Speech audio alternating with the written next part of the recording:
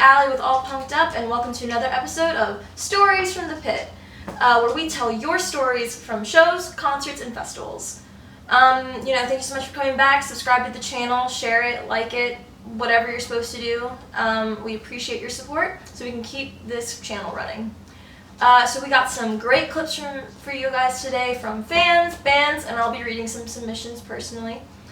If you have a story, please feel free to message us so we can send you the shooting requirements. And if you don't feel comfortable, being on camera, don't worry, I got you covered. I will happily tell your tale for you. So let's get started. Let's roll the tape.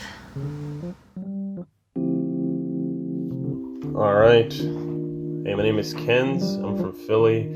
Here's my story from the pit. All right. So last year on 420, I figured out that Whitechapel was going to be the Reverb in Reading, Pennsylvania. I was pretty stoked when I heard about this because I had been listening to Whitechapel for over 10 years. Big fan of Whitechapel. So I knew that when they came on, I'd be going crazy. So I believe that they were headlining that night. I had been waiting all night to see them, and when they came on, I don't really remember what the name of the song was that made me do this, but at some point throughout the night when they were on, I jumped up as high as I possibly could. I tried to touch the ceiling. I tried to touch above the ceiling. I jumped really high. All right. As I'm in the air, some guy punches me right in the dick and balls, right in the groin area. It was so painful, so painful. Halfway in the air. As I'm coming down, I hit the ground hard. And I'm in the heart of the mosh right now. I'm in the middle of the mosh pit when this happens. So as I get up, I still have to fight off everyone else and try to get out. And anyway, I make my way out of it, and I go to the bathroom, splash some water on my hands and slap it on the back of my neck, and just contemplate on whether or not I should stay there the rest of the night because I was in excruciating pain. But I do remember fighting through it and jumping back into the crowd about 15 minutes later. But that was no joke. That really, really hurt. I was out of commission. Okay, so this submission is from Brandon. He says, "It was the last Warped Tour, and actually my first time going. My friends and I all went and rocked out to 4 Years Strong, We the Kings, frickin' Issues, and saw Josh stage dive and crowd surf while their drum tech filled in on the kit. And finally, we saw Mayday Parade. I had been a fan of Mayday Parade since their inception, and finally had the chance to see them live. My buddy and I went into the crowd, and we were about 2 to 3 rows back from the stage. I wasn't prepared for the amount of crowd surfers.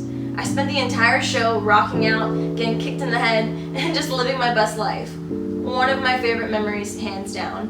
Also, my buddy left with a bloody lip. What a great time.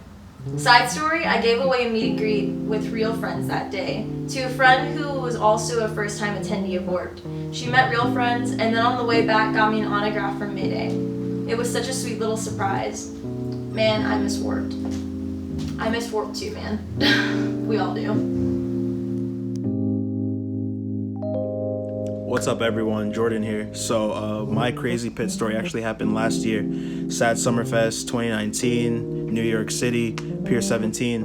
Amazing time. So I'm just jamming front row, living my life, and the Maine gets on. They close the show, and they're doing their hit song, Girls Do What They Want, Boys Do What They Can. And John walks over to the part of the crowd where I'm at, and he just points at me. So I'm like, fuck, I guess I'm going up. So the crowd in front of me parts ways, hop over the barricade, climb up on the stage, and so I'm just up there, and it was crazy. I can see all the people. I see my dudes, Nick. I see Nick jumping up and down, recording me. Shout out to Nick. And he just hands me the mic. So I'm just like, let me just go for it. I went for it. Not the best singer, but everyone told me I did really well. It was so cool. And I can't wait to do it again. It was great. So, thank you to APU for having me, and later. Okay, Okay, so this submission is from Remy. He says, when I saw Guar back in 2010 for their Bloody Pit of Horror tour, 2 people in the mosh pit got into a fistfight that got ugly. From what I remember of the incident, I think one of them slammed too hard into the other one, and when the slammed into guy asked for an apology, the other guy got rude and asshole-ish about it. The slammed into guy then got mad and socked the dude in the jaw, which then got him decked in return. It then escalated when one of the guys, I can't remember which, grabbed a shirt hanger from the counter and smacked the other guy with it. While this happened, one of them swung wildly and accidentally smacked a nearby lady in the boob. Oh no. Keep in mind that this whole time, there's fake blood being thrown on the audience while stuff such as like simulated like disembowelment is taking place.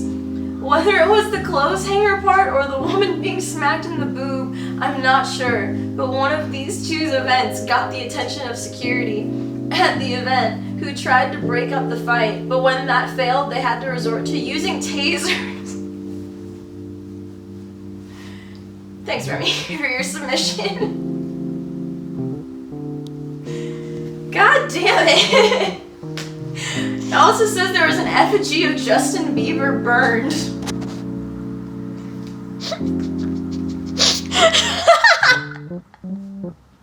Only at a Guar show, right?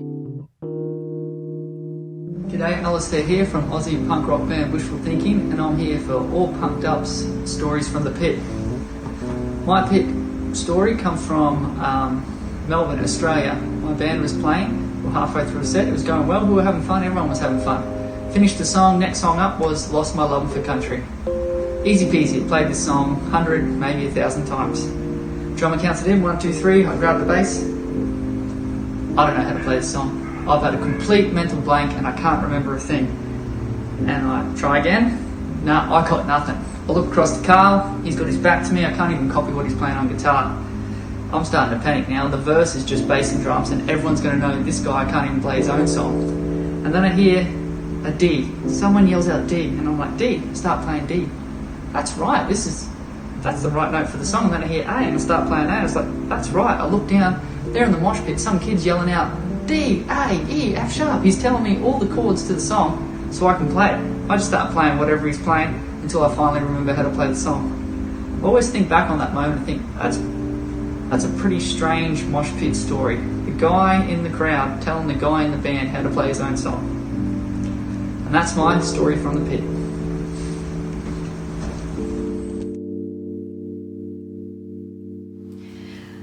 Thank you so much, guys, for tuning in for another episode of Stories from the Pit. We hope to catch you at the next one. Be sure to subscribe and share this video so we can keep this channel running. And be sure to check out allpunkedup.com for more news and to check out our merch store.